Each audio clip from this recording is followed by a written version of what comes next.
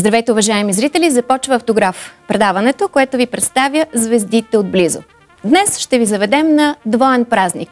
Преди броени дни една от най-обичаните фолклорни изпълнителки на музикална компания Пайнер отпразнува своя 30-ти рожден ден и направи представяне на песните на своя първи самостоятелен албум с заглавие Българско хоро. С удоволствие казвам добре дошла в Автограф на Светла Докатева. Добре си ме заварила, за втори път съм твой гост и много се радвам, че точно на моя празник сме заедно. Много се радвам да те видя и да те поздравя за твоя двоен празник, 30-ти рожден ден, представяне на дебютен албум. Не знам какво по-хубаво може да ти се случи, нали? И то в един ден да го отпразнуваш заедно с близки, приятели, колеги. Абсолютно. Това беше абсолютно голяма организация за мен, за целият екип на компанията и беше много трудно, признавам си, но слава Богу всичко успяхме да направим така както искахме. Албумът е доста чакан от слушателите, които ме харесват, моите близки, защото аз доста години правя песни, всъщност клипирам ги, но до момента нямам издаден албум. И мисля, че вече беше време, тъй като имам песни почти за 2 албума, без да искам.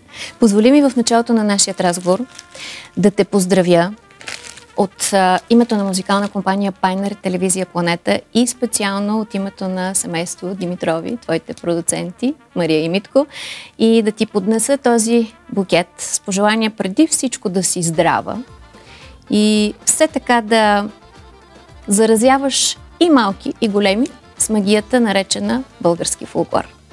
Изключително много ти благодаря. Благодаря и на семейство Димитрови, на целият екип за цялата подкрепа по осъществяването на тази моя идея, тъй като идеята беше точно такава, да направим 2 в 1 и празникът, личният ми и албума, те ме подкрепиха изцяло за осъществяването. Благодаря ви много и пожелавам наистина здраве на цялата компания, на семейство Димитрови и на всички зрители. Колко малко трябва ни, нали, празника да споделим, скрейнали очи, ско приятели, да са все такива дните ни. На 100 години да станеш и пак да ни поканиш, дано тогава си сбъднал всичките си мечти. На 100 години да станеш и пак да ни поканиш, дано тогава си сбъднал всичките си мечти. Да започнем с личния ти празник. Как се чувства едно момиче на 30? Ами, ако трябва да съм честна, не е най-прекрасното нещо. Никой не иска да остарява, но това е едно прекрасно число и всички мои приятели, близки и родини казват, че това е най-добрият период за всеки човек в живота му. Така че съм щастлива, че на този моят празник ще бъда с всички мои близки и с много почитатели, тъй като имаше свободни места в ресторанта и се оказа, че за 2 дни те бяха разпродадени и всъщност и до ден днешен още хората звънят за места, но вече няма нищо свободно. Нека да кажем, че в деня, в който ние правим това интервю, само след броени минутки започва твоето представяне на песните от първият самостоятелен албум. Ето го и него. Красива обложка, красиво и съдържание, при това много интересно. Точно така. Първият фолклорен албум в USB флаш памет. До момента колеги от фирмата са правили такъв тип продукт на пазара. Емилия е издавала поп-фолк жанра такъв албум. И Веселин Маринов. Ти си първият фолклорен изпълнител с албум на USB носител. Така да го кажем. Това беше абсолютно отново пак моя идея, която бях подкрепена от компанията от Пайнер и абсолютно я изпълнихме по начинът, по който си я представях. Така че се надявам хората, които са в съвременният свят и предпочитат този тип носител, да им бъде по-удобно да достигнат до хубавата българска народна музика и авторска фолклорна такава. Прекрасна си тази вечер. Изглеждаш много добре, бляскава, точно както трябва да изглежда един изпълнител, който представя дебютният си албум. Нали? Да, имам и гости. Който казва, че е най-важен в кариерата. Не знаех, но явно и при мен така се получава всичко на един път. Притеснена ли си? Само след броени минутки трябва да откриеш вечерта. Да, признавам се, че съм доста притеснена, колкото и пъти да излизаш пред публиката, то се оказва, поне при мен е така, разбира се, че когато излизам пред близки приятели и толкова близки колеги, каквито ще ми гостуват тази вечер, може би е най-трудното, защото те са ти най-близки и най-много очакват от теб, може би. Какво си подготвила за твоите гости? С какво ще ги изненадаш? С какво ще ги зарадваш? Видях, че е богата музикална програма ни очаква тази вечер, но все пак да го чуем и от теб. Ами една от основните изненади всъщност са големият брой родопски гайдари, мои много близки приятели, които всъщност са и в записите на албума. Те са изцяло тук, наживо ще изпълним песни, които ги няма в албума. Това е различното. Има и още няколко песни, които ги няма в албума, но ще бъдат представени на тази вечер, за да има нещо, което да бъде по-различно, като подарък от мен към всички в залата и към зрителите, които после ще се насладят на цялото заснемане на този концерт, който ще се излъчи съответно по телевизиите.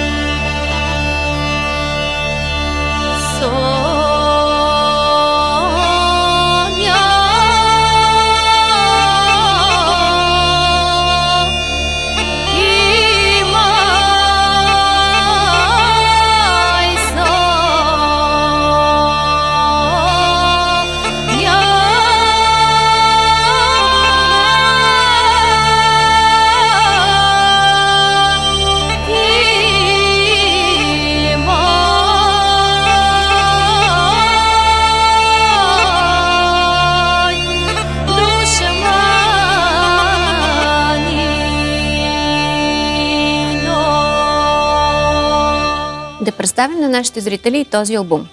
Какво съдържа той? Знам, че преобладаващи са родопските песни. Абсолютно, аз все пак съм родопчанка от Смолян. Така е. Мома родопчанка. Освен тях, в албума ще открием и няколко популярни македонски песни. Това си ми лежи на сърцето. Всъщност и песента, която албумът носи нейното име, е и с първа награда от конкурса Пирин Фолк. Всъщност това е първата ми авторска песен по музика на Иван Йосифов и текст на Христина Димова. Българско хоро. Точно така. Тя е в 9/8 размер, много любима на всички.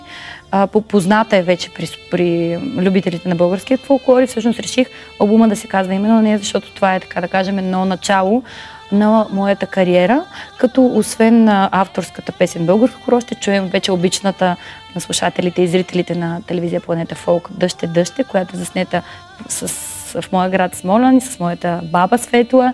Освен тази песен ще чуем и последната ми авторска песен "Твоят празник", на днешният мой празник. И дуетни 2 песни имам, които също все още ги няма с клипове по телевизията. Едната, която е много интересна, предполагам и за зрителите и за теб, е всъщност дует с вече моята приятелка и колежка Ивелина Колева. Песента е от Северна България, избрахме я в дует да я изпеем, много забавно, много игрива, отново в 9/8 размер. Другият дует пък е с моя много близка приятелка от университета, с която учихме дълги години заедно, станахме си много близки, дълги години живеехме заедно. Тя се казва Анна Асенова и е солист на квартет Славе и на хор "Космически гласове" с Ваня Монева. Всъщност с Анна Асенова направихме "Шопска китка", гралски хоро. Да пъщом забием удо, идва празник, ден красив и сърцата ни потрепват в този чуден миг. Мъжка сила, женска хубост се завихря в ритъм жив. Във вълшебен танц умаен, древен и велик. Българско хоро народно, стопляй нашия живот.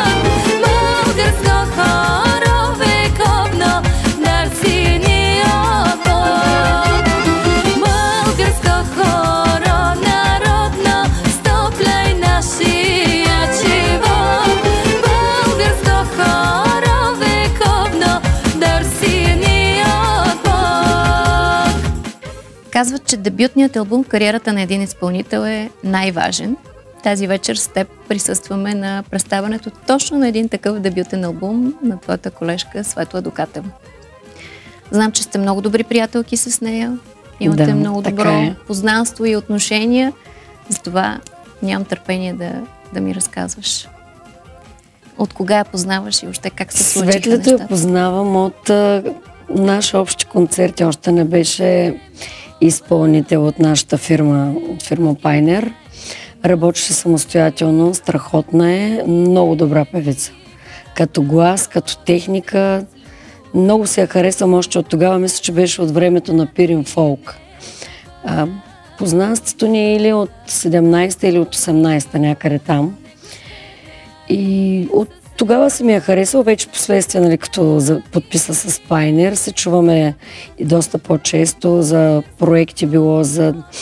В случая имаме и дует с нея, някакви такива за съвети по-скоро, но така или иначе сме си близки. И много се радвам, че тази вечер съм тук и че тя предприе такава крачка, която може би аз не съм направила, когато правих първи албум. Не съм имала промоция, но сега пък присъствам на такава и е голямо вълнение за мен. Чувала съм дори, че ти си в основата до някъде тя да подпише договор с музикална компания Пайнер и да тръгне. И да тръгне по този път. Ами доста пъти сме се чували с нея. Винаги се ми казвала, че трябва да има компания зад гърба си. Колкото и да е добър един изпълнител, колкото и хубави песни да имат, тези песни само чрез една качествена телевизия и фирма, продуценти зад гърба си, може да види бял свят и може да бъде чут от страшно много хора. Съответно от нашата публика, феновете на Планета Фолк, всички хора, които слушат българска народна музика в България. Иначе си оставаш един изпълнител, който те знаят само в твоя край. И си до там. Някой е чувал, някъде е бил на почивка в твоя край, видял те и си до там. А за да можеш да покажеш, че можеш да пееш, че можеш да подготвиш хубави песни, е хубаво да имаш компания и да съответно за мен това е Пайнер, няма кой друг да е. Така е. Така ли трябва да изглежда един дебютен албум? Точно такъв, какъвто го е създала Светла. Богат на песни от различни фолклорни области. Точно така трябва да бъде. Не е заложила само на родопските песни, нали? Които изпълнява прекрасно. По същия начин действах и аз. Исках да имам песни от всички фолклорни области, за да може нашите концерти да бъдат из цяла България. По същия начин е и тя. Да имаш песни абсолютно за всяка публика. Така е, така трябва да бъде. Песните са страхотни. Колко нежни думи мамума думала и редила, колко росни китки мамума давала и дарила. Нежни думи мамума думала и редила, колко росни китки мамума давала и дарила. А как дойде идеята двете да направите дует? Ние се чувахме доста често и идеята за този дует фактически беше моя, но исках от нея нещо друго, което тя пък ще направи за втория албум. С теб отново? Да, отново с мен. Имахме съвсем друг замисъл за песен, но той остана на заден план. Нека да бъде изненада. И съответно това, което беше на втори план, стана на първи. Да. И изкарахме песен от моя край, а де-факто аз го издах и взехме от нейния край. Да, защото тя примерно нямаше песен от моя край, аз пък нямам песен от нейния. Моята идея беше точно първо да бъде, нали, съответно, аз да съм егоиста в случая, но не успях. И така се получи, че записахме песента "Да би знала мила мамума", страхотно дайчево хоро. Кое е най-ценното и човешко качество? Предполагам, я познаваш по-добре и като човек, и като приятел. Всеотдайна е. Обича музиката, страшно много се старае. Попадала съм с нея в такива едни ситуации, в които, примерно, аз мога да кажа, чак толкова, нали, обяснения за нещо, нали. Тя се раздава до последно. Тя и като педагог е така. чуваме се, следя нейни сторита, нейни публикации. Тя е всеотдайна във всичко, което прави. Обича музиката. Един човек, тя наистина обича музиката. Тя се раздава много. Да би знала, мила мамума, да би ти разбрала, колко сълзи, мила мамума, с любе съм проляла. Да би знала, мила мамума, да би ти разбрала, колко сълзи, мила мамума, с любе съм проляла. Разнообразен албум. Абсолютно. Въпреки че преобладава родопската музика, Има и македонско, си представила всеки един северняшко край и от шопско. България. Почти всички, да. Ще имат ли клипове и останалите песни? Почти всички имат, някои изчакват, други ще снимаме това лято. А твоят празник? Това е последната ми авторска песен. На кого е посветена? На...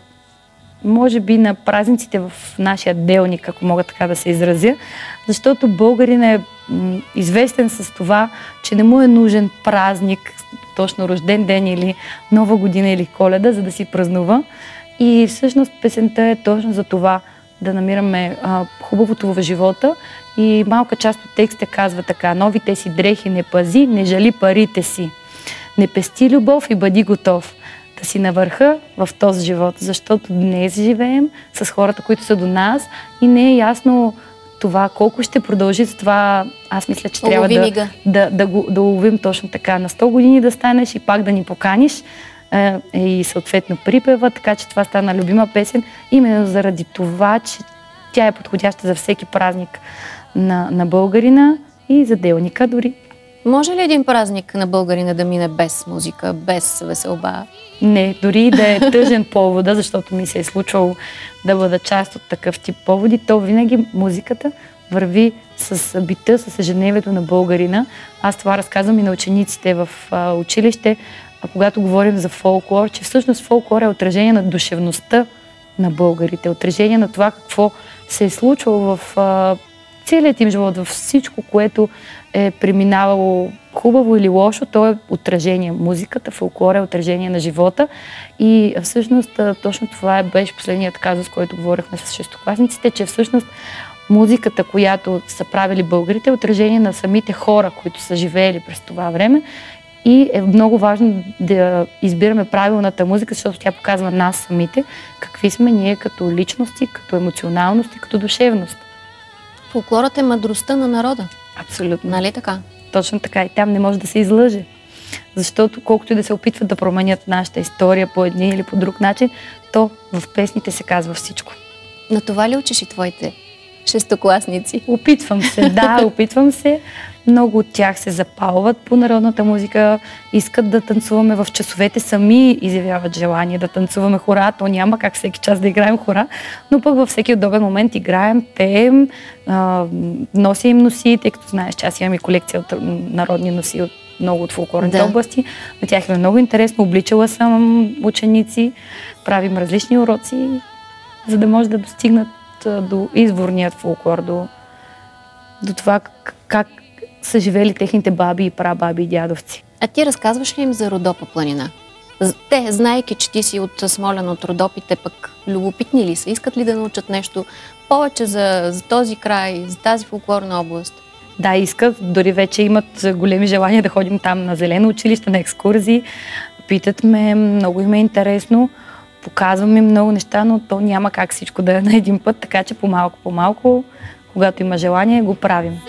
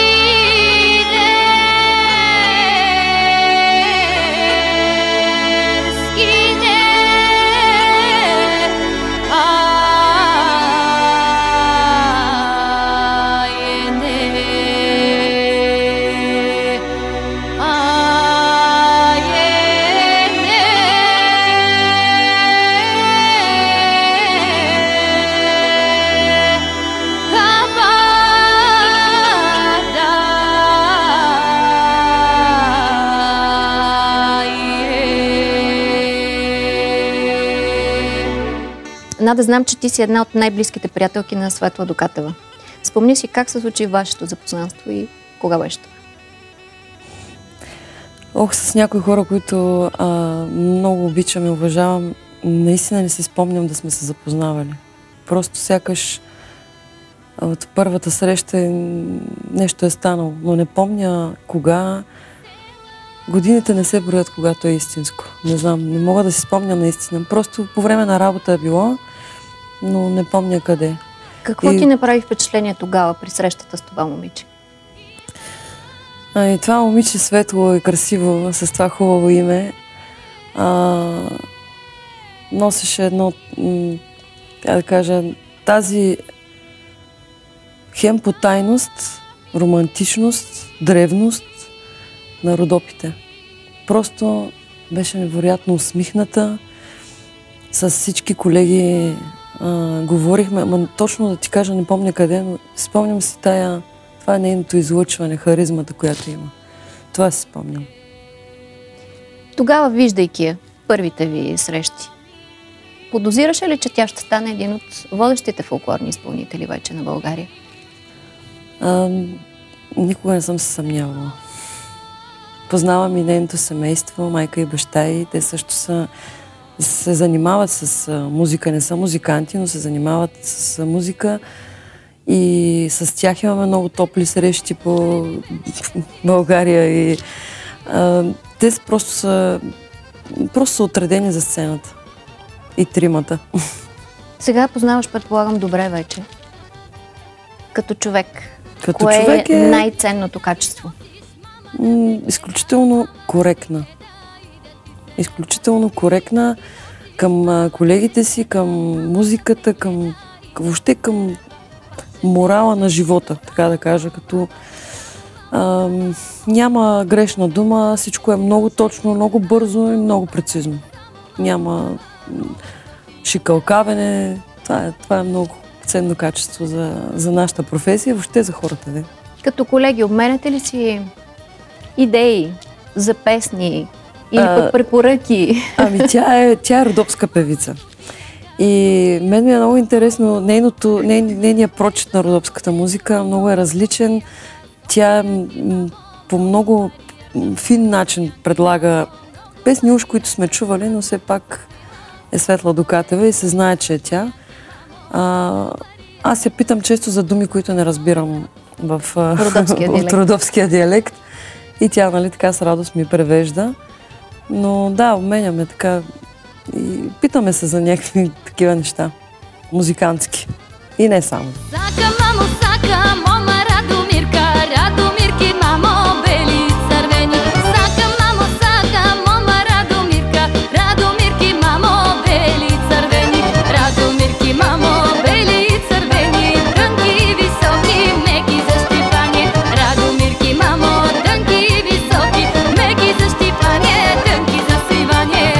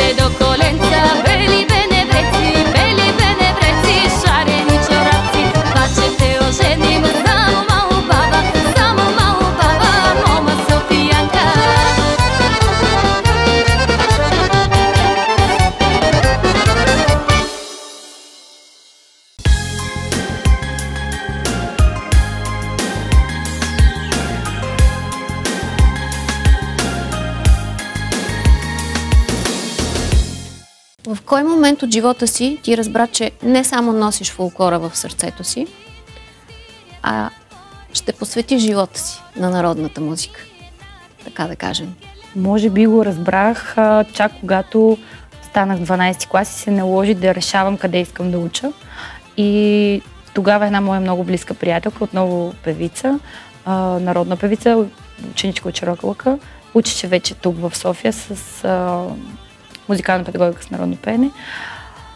И тя постоянно извънях да ми споделя. Много ми беше интересно за всичко, което се случва и всъщност тогава аз реших, че това е нещото, с което до момента е било, така да кажем, мое хоби или нещо странично, с което съм се занимавала на професионално ниво, разбира се, но тогава разбрах, че искам това да бъде целият ми живот, така да кажем, и да покажа на хората как живеят родопчаните чрез песента, по какъв начин ние чрез клиповете ми се опитвам да пресъздам празниците, които сме имали в годините в къщи и до ден днешен все още по този начин празнуваме. С много песни, с много музика, с много емоция. А твоите ученици, караш ли ги да пеят песните така, както са пяли бабите едно време? След като празниците у вас празнувате, както е било едно време? За съжаление, при тях е много трудно, не може да се достигне това нещо, но пък, да кажем, ако от 5 класи имаш 2 деца, които имат желание да се научат да пеят по-автентично, по-близко до основния, до истинския фолклор, то това е постижение за мен, за това за бързо ежедневие, за големия град София, където всъщност съм и учител, така че... А защо е трудно? Самите деца нямат желание, не възприемат тази автентичност, предвид по-модерните времена, може би, в които живеем. Точно така. Плюс това, те не са... Ако вкъщи техните родители, да кажем, са близки до моята възраст, ако техните родители вкъщи не слушат такава музика, тези деца не са израснали с тези нрави и навици, в които аз съм израснала. Например, майка ми да пее, да се обличат в носи, баща ми да свири на акордеон, комшията да свири на гайда, баба ми да пее с майка ми. Аз съм израснала с това нещо, ти го виждаш пред очите ти ежедневно. Обаче, ако ти виждаш, че майка ти и баща ти не слушат такава музика, ако не ходят по такива места и не те водят по събори и фестивали, ти няма как да заобичаш до толкова фолклора. Всъщност, това е може би една от основните причини, защото поколенията са се отдалечили от фолклора и е много трудно сега учителите да се опитаме да направим тази близост от децата. Смяташ ли себе си за късметлийка в това отношение, че ти си живяла точно в този край и си черпила от извора, както се казва? Абсолютно. Това е най-голямото ми богатство. Аз където и да ходя, винаги се радвам и се хваля с това, че съм от Родопите, защото където и да отида, всички ахват, когато разберат, че съм оттам. Ми казват, те самите, хората ми казват, че съм късметлийка и където и по света да отида, винаги съм била посрещана с отворени обятия, именно заради това, че съм родопчанка, защото знаят хората в Родопите с какъв нрав са, с какви обичаи. С каква душевност и с каква доброта.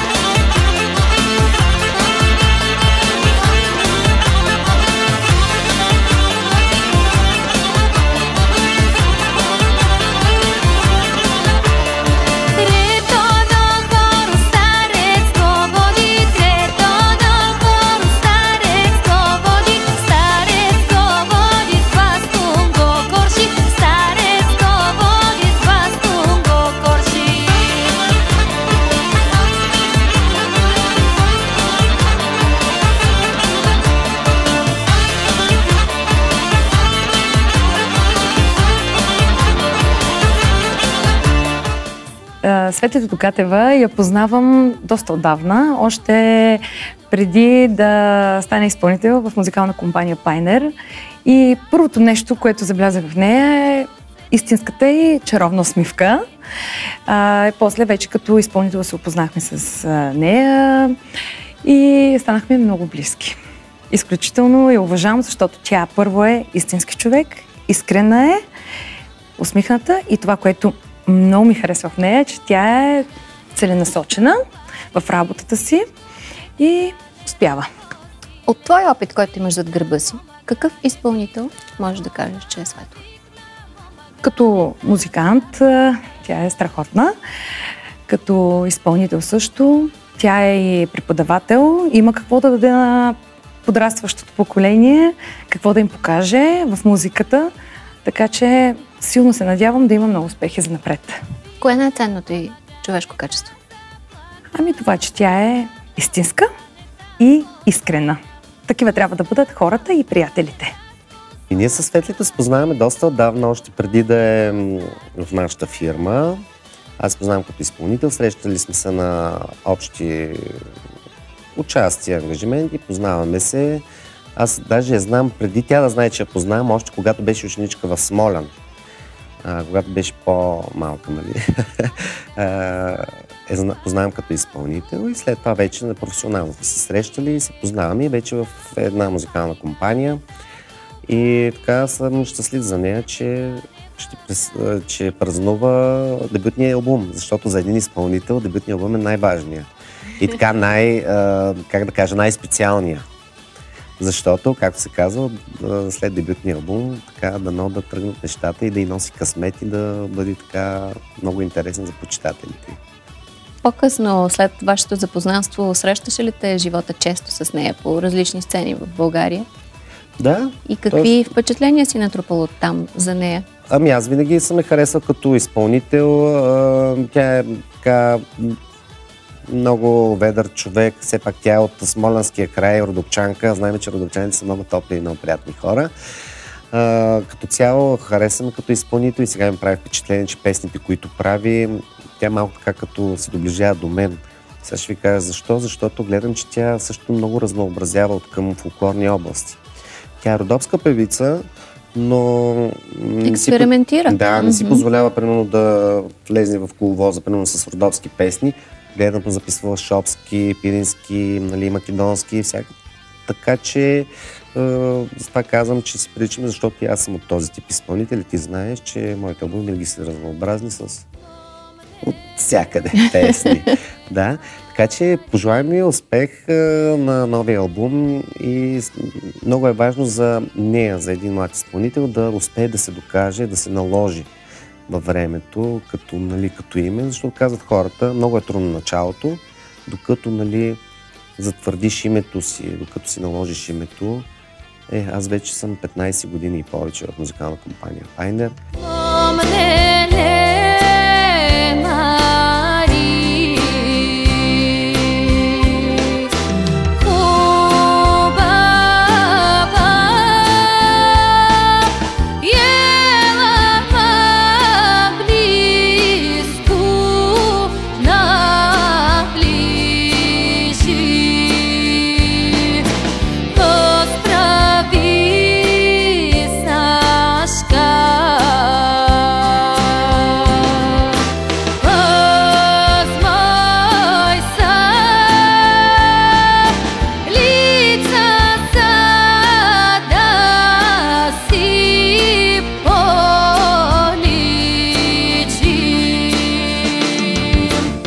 Какъв съвет би дал точно за това?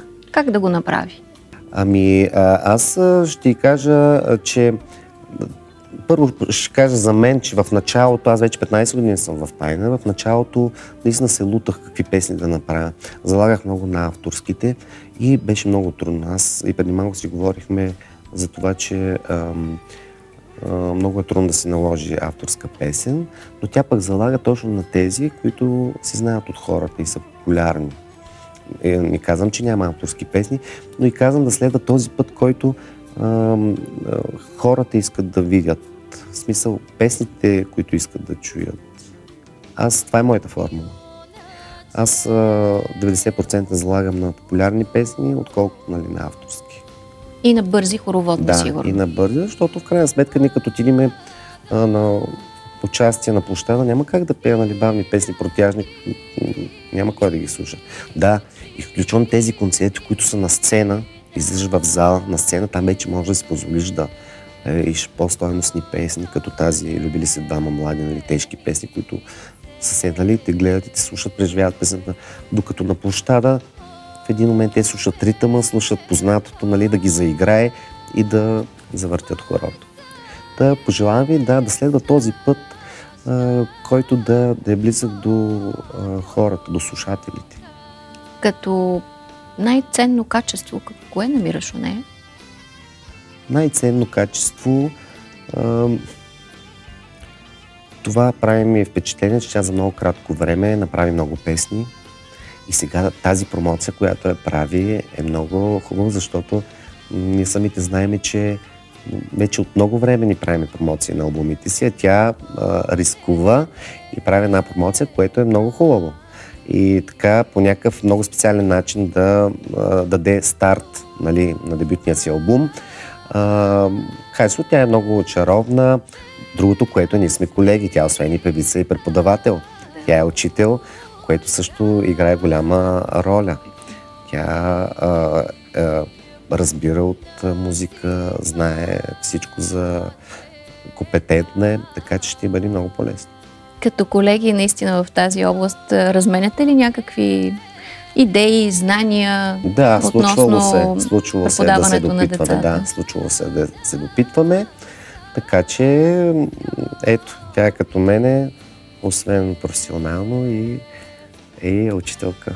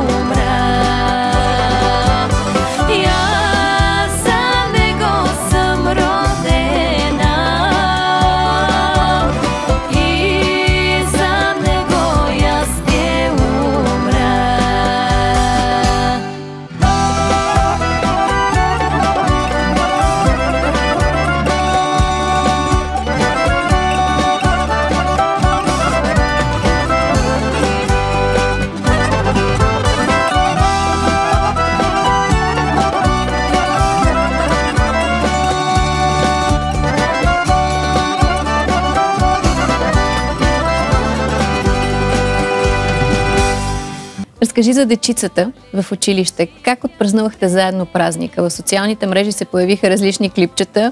Направили сте големи изненади. Да, признавам си, беше много забавно. Моят клас, на който съм класен ръководител, имах част на класа и отзад в дъното на стаята.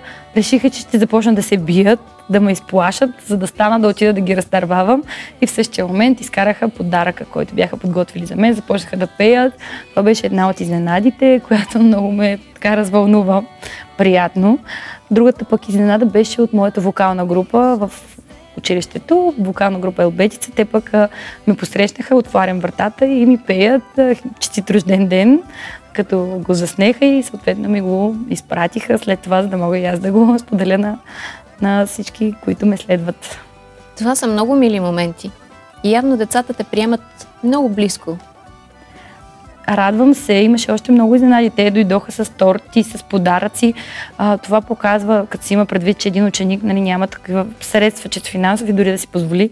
Това показва, че те са се погрижили седмици преди това да отидат да съберат пари, да купят букет, да купят торта и това е изключително голям жест, мога да кажа по-голям дори от много други, защото на един голям човек му е много по-лесно да отиде преди празника, да купиш един букет, да купиш един подарък и си готов. Докато едно дете, то няма тези възможности, така че това е мислено седмици, за да се случи. Така че съм им много благодарна и много ги обичам. Обучавайки сега тези дечица в тяхно лице, оптимист ли си? Виждаш ли едно по-светло бъдеще за нацията, за България като цяло? Следвайки фолклора, следвайки традициите ни?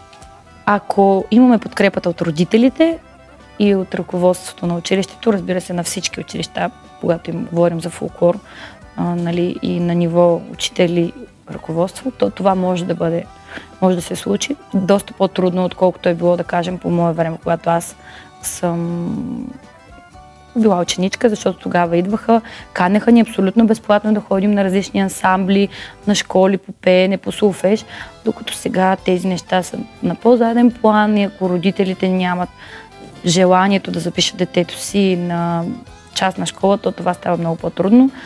Също и в училище е малко трудно, защото те пък през това време имат други занятия, но се надявам и вярвам, че ще бъде за добро и децата ще станат добри хора, които да пазят, ценят и съхраняват българщината, историята и фолклора. Молих Господа ми прати ангел някой ден. Той ми прати тебе да сте в ден благословен. Ако трябва да опиша с думи любовта, думата ще е едничка, тя е дъщеря. Мамина и татина, тебе Господ е събрал мир и светлина. Щастие в дните ни, обич в душите ни. Ти си дъще любовта, най-голямата. Светле, пожелавам ти от все сърце този албум да ти носи страшно много късмет, след него да последват още много. Ти си млада, талантлива, още хубави песни и страшно много концерти да имаш. От сърце ти го пожелавам. Да си жива и здрава и много щастлива. Пожелавам постоянство и търпение, защото една песен и въобще музиката си изисква времето, за да озрее и в сърцата на хората. Пожелавам и търпението да го видя с цялата си любов, хората да се отнесат към нея. Светле, искам да ти пожелая най-вече да си здрава и да продължаваш със същия ентусиазъм, да пазиш българското с хубавия си глас, защото за един изпълнител е много важно да си постоянен, да си амбициозен и по този начин аз съм сигурен, че ще успееш и този първи дебютен албум, който излезна, сигурно ще ти даде старт и късмет. Много поздрави от мен, да си жива и здрава и много успех и да имаш хиляди поводи за празнуване, за хубави моменти, за усмивки и много почитатели. Светле, пожелавам ти само напред. Ти знаеш как, успяваш с лекота, така че пожелавам ти, бъди все така целеустремена и задръж обичта на хората и на публиката. Днес е твоят празник, твоя ден, нека ти е споделен с приятели, с беси до зори, да останат скъпи спомени. Колко малко трябва ни, нали, празника да споделим, скрейнали очи, с приятели, да са все такива дните ни. На 100 години да станеш и пак да ни поканиш, дано тогава си сбъднал всичките си мечти. На 100 години да станеш и пак да ни поканиш, дано тогава си сбъднал всичките си мечти. В професионално отношение, след днешното представяне на песните, какво си замислила от тук нататък? От тук нататък ми предстоят много концерти и участия. Вече има доста записани дати. Този албум все пак трябва да бъде представен на България. Да. Като това е работа ми предстои. През лятото сме планували няколко видеоклипа, които да заснемем на останалите песни, които нямат клип към албума. И се надявам тези 14 песни да достигнат до повече хора, да се харесат и да се слушат, защото това е най-големият дар за изпълнителите, за музикантите, които са част от създаването, защото изпълнителя без композиторите, без музикантите не може да представи това нещо, което аз в момента успях да направя. Така че съм благодарна на Иван Йосифов, на Виктор Йорданов, на Койчо Койчев, на Елица Петрова, на Христина Димова, на всички музиканти, които взеха участие, защото наистина без вас и без тях съответно нямаше днешни дни да държа първият ми дебютен самостоятелен албум с 14 бисерчета. А той е най-важен, да знаеш. Надявам се да се хареса. От тук нататък само успех ти пожелавам и нагоре. Благодаря много. Пожелавам успех и на предаването, на всички зрители. Най-вече здраве пожелавам. И преди да те оставим, за да откриеш промоцията, ще те помоля да разпишеш този албум за зрителите на Автограф. Добре.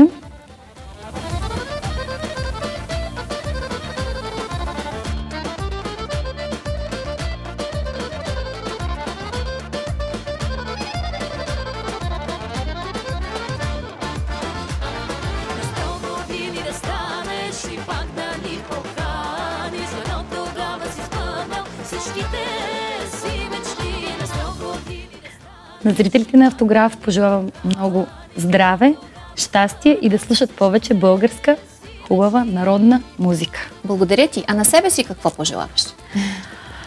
На себе си пожелавам да се слуша музиката ми, да се харесва и да се срещам повече с любителите на българската народна музика в цяла България. Миналото лято и това лято предстои. Винаги е най-голямата радост, когато съм лице в лице с публиката, с приятелите на фолклора, с които танцуват всички хора. Тук в албума има много различни размери, така че ще се радвам да се срещам с повече приятели на фолклора. Благодаря ти за това интервю. Благодаря, че отдели минути преди официалното представяне на песните. Сега отивай на сцената и радвай своите гости. Благодаря много за прекрасното интервю и до нови срещи. До нови, разбира се.